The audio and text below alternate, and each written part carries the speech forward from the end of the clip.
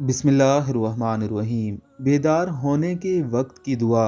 حضرت حذیفہ راوی ہیں کہ رسول اللہ صلی اللہ علیہ وآلہ وسلم رات کے وقت جب بیدار ہوتے تو فرماتے: الحمد للہ الذی احیانا بعد ما اماتنا والیہ النشور۔